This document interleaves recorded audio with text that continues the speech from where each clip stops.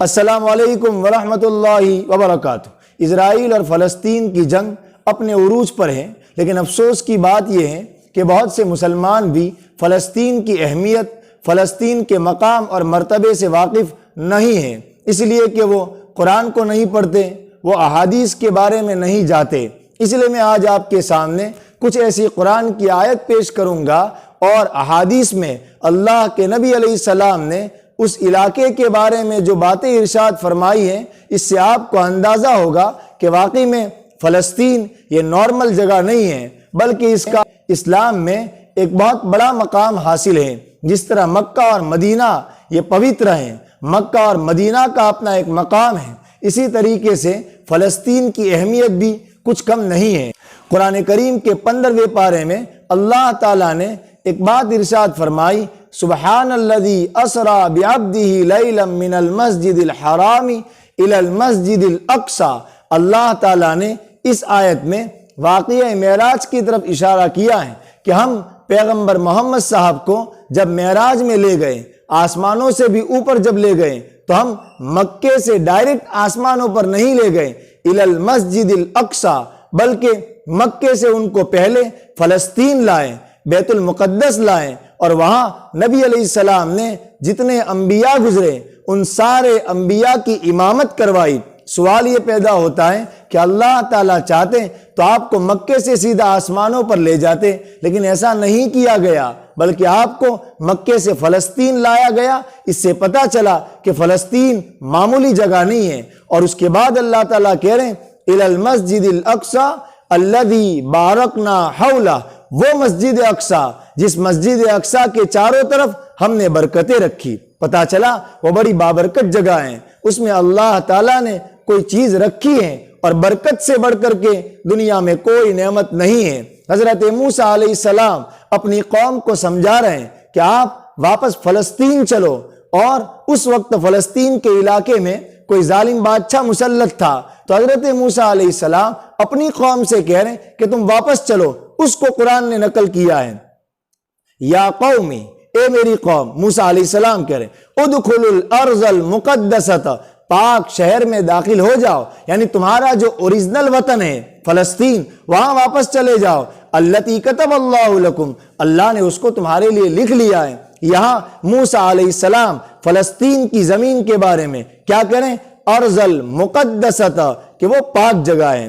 اللہ تعالیٰ نے حضرت ابراہیم علیہ السلام کا واقعہ بیان کیا، اور اس میں یہ بیان کیا وَنَجَّيْنَاهُ وَلُوطًا إِلَى الْأَرْضِ الَّتِي بَارَكْنَا فِيهَا لِلْعَالَمِينَ، ہم نے حضرت لوط علیہ السلام کو نجات دی ایسی جگہ کی طرف، ایسے شہر کی طرف، بارکنا فیہا، جس میں ہم نے برکتیں رکھی، فلسطین اور شام، اور فرمایا للعالمین، پوری دنیا والوں کے لیے اللہ نے اس میں برکتیں رکھی، وہاں سے برکت پوری دنیا میں پہنچتی ہے۔ پتہ چلا وہ بڑا بابرکت علاقہ ہے۔ ہمیں بھی اگر برکت کا کچھ حصہ چاہیے تو ہمیں اپنا رشتہ اس جگہ سے مضبوط کرنا پڑے گا۔ بہرحال قرآن میں جہاں کہیں اکثر مقامات پر شام اور فلسطین کا ذکر آیا ہے، اس کے بعد اللہ تعالیٰ نے ایک بات ضرور کہی ہے، بارکنا فیہا، کہ ہم نے اس میں برکتیں رکھی ہے۔ یہ بات قرآن نے بار بار کہی ہے۔ اب آئیے احادیث مبارکہ کی طرف،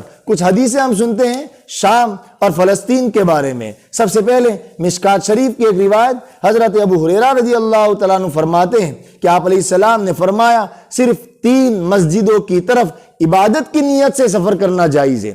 عبادت کی نیت سے ثواب تو ملے گا اور بھی جگہوں پر، لیکن عبادت سمجھ کر 3 جگہوں پر سفر کیا جا سکتا ہے، مسجد حرام، مسجد نبوی، اور فرمایا مسجد اقصی۔ جہاں آپ مکے اور مدینے کو بیان فرما رہے ہیں، وہیں آپ نے فلسطین اور شام کو بھی بیان کیا، لیکن افسوس کی بات ہے امت مسلمہ کی اکثریت نے اپنا رشتہ بیت المقدس اور فلسطین سے تقریباً توڑ دیا ہے۔ حضرت میمونہ رضی اللہ تعالیٰ عنہ کی روایت جو سنن ابن ماجہ میں ہے، بہت پیاری روایت ہے، فرماتی ہیں میں نے اللہ کے رسول صلی اللہ علیہ وسلم سے پوچھا کہ آپ ہمیں بیت المقدس کے بارے میں کچھ بتاؤ۔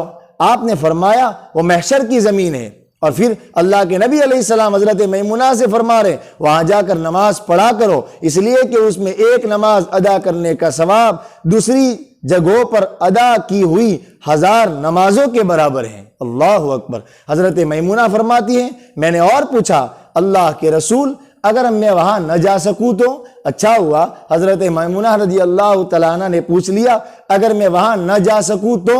اللہ کے نبی علیہ السلام نے فرمایا وہاں کے لیے تیل بھیج دو جس کے ذریعے اس میں چراغ جلایا جائے گا، لائٹ جلائی جائے گی، تم یہاں رہ کر اتنی اگر خدمت بیت المقدس کی کر سکتے ہو تو اتنی کرو۔ اور فرمایا جو ایسا کرے گا وہ اس شخص کی طرح ہوگا جو وہاں خود گیا ہو۔ اس سے پتا چلا کہ اپنے مقام پر اگر ہم وہاں نہیں جا سکتے تو اپنے مقام پر رہتے ہوئے بھی بیت المقدس کی اور اس کی حفاظت کی جو خدمت ہم سے بن پڑے، ہم دعا کر سکتے ہیں، ہم صدقہ کر سکتے ہیں، ہم نفلی روزے رکھ سکتے ہیں، ہم اور بہت کچھ کر سکتے ہیں۔ تو نبی علیہ السلام نے فرمایا تیل بھیج سکو تو تیل بھیج دینا۔ اور ایک روایت میں حضرت میمونہ رضی اللہ تعالیٰ عنہ نے اور پوچھا کہ اللہ کے نبی اگر آپ کے بعد ہم زندہ رہیں، ہم پر مصیبتوں کے پہاڑ ٹوٹے، ہم پر حالات آئیں تو آپ ہمیں کہاں جانے کا حکم کرتے ہیں؟ ہم کہاں جائیں؟ اللہ کے نبی علیہ السلام نے فرمایا بیت المقدس کو لازم پکڑنا۔ ہو سکتا ہے تمہیں ایسی اولادیں نصیب ہوں جو صبح شام مسجد اقصی میں نماز پڑھنے کی سعادت حاصل کرے۔ اللہ کے نبی علیہ السلام سے پوچھا گیا تو آپ فرما رہے جب دنیا میں حالات ہو تو تم بیت المقدس کو لازم پکڑنا۔ حضرت ابو ہریرہ رضی اللہ تعالیٰ عنہ کی ایک روایت ہے، وہ فرماتے ہیں اور یہ روایت معجم الاوسط اور مسند ابو یعلیٰ میں ہے، حضرت ابو ہریرہ اللہ کے نبی علیہ السلام سے عرض کرتے ہیں آپ نے فرمایا اللہ کے نبی علیہ السلام فرما رہے میری امت میں ایک جماعت مسلسل دمشق کے دروازوں پر اور اس کے آس پاس، بیت المقدس کے دروازوں پر اور اس کے آس پاس جہاد کرتا رہے گا، ظلم کے خلاف لڑتا رہے گا، ظالموں کو روکتا رہے گا، اور فرمایا ان کو بے یار و مددگار چھوڑ دینے والا ان کو کوئی نقصان نہیں پہنچائے گا۔ اگر کوئی کنٹریز ان کا ساتھ نہ دیں تو ان کا کوئی نقصان نہیں ہوگا۔ فرمایا قیامت قائم ہونے تک وہ غالب رہیں گے، وہ جیتیں گے، وہ ونر ہوں گے، یہ نبی علیہ السلام فرما رہے ہیں۔ ایک اور روایت حضرت ابو دردہ رضی اللہ تعالیٰ عنہ کی ہے، فرماتے ہیں آپ علیہ السلام نے ارشاد فرمایا میں سویا ہوا تھا تو اسی دوران میں نے خواب میں دیکھا کہ ایک کاغذ کا ٹکڑا میرے سر کے نیچے سے اٹھایا گیا۔ اللہ کے نبی علیہ السلام فرما رہے میں نے خیال کیا کہ اس کو کہاں لے جاتے ہیں میں دیکھوں، تو اللہ کے نبی علیہ السلام فرما رہے میں اس کو دیکھتا رہا تو فرمایا اس کو شام کی جانب لے جایا گیا، سیریا کی طرف لے جایا گیا۔ اور اللہ کے نبی فرما رہے سن لو جب فتنے برپا ہوں گے، دنیا میں حالات آئیں گے، چیلنجز آئیں گے، اس وقت ایمان شام میں محفوظ ہوگا، شام میں بچا ہوا ہوگا۔ اور واقعی میں وہ اتنے حالات کے باوجود ظلم کے خلاف ہیں، وہ ظالموں کو روک رہے ہیں، یہ دلیل ہے کہ ان کا ایمان بہت زیادہ مضبوط ہے۔ بہرحال میں نے سوچا کہ قرآن اور احادیث کی روشنی میں یہ تو نمونہ ہے، ورنہ احادیث بری پڑی ہیں، قرآن کریم کی ہزاروں بہت سی آیات ہیں جن سے ہمیں اس خطے کے جگہ کی اور اس کی اہمیت کا اندازہ لگایا جا سکتا ہے۔ تبھی تو دشمن اس کی طرف اتنا لپک رہا ہے۔ اگر اس جگہ کی اہمیت نہ ہوتی، وہ بھی ایک عام جگہوں کی طرح ہوتی، تو دشمن اپنے ہتھیار اور اپنا ساز و سامان وہاں حاصل کرنے کے لیے خرچ نہ کرتا۔ دشمن پڑا ہوا ہے، اس کا مطلب وہ اس کی اہمیت کو سمجھ رہا ہے۔ افسوس بہت سے مسلمان اس کی اہمیت کو نہیں سمجھتے۔ ہمیں چاہیے ہم اس کو عام لڑائیوں کی ایک لڑائی نہ سمجھے، یہ حق اور باطل کی لڑائی ہے، یہ مادیت اور روحانیت کی لڑائی ہے، یہ اچھوں اور بروں کی لڑائی ہے۔ اللہ تعالی ہمیں روزے رکھ کر، ہمیں دعائیں کر کے اس میں شامل ہونے کی توفیق عطا فرمائیں۔ السلام علیکم ورحمۃ اللہ وبرکاتہ۔